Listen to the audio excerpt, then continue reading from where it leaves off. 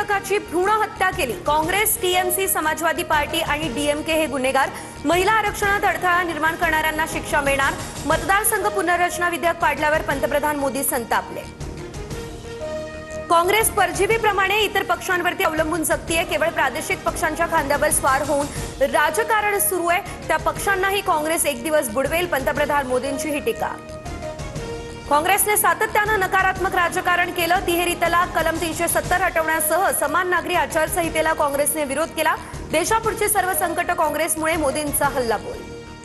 मोदींनी संबोधन करताना देशावरील संकटांचा उल्लेख करण्याऐवजी 150 वेळा काँग्रेसचं नाव घेतलं।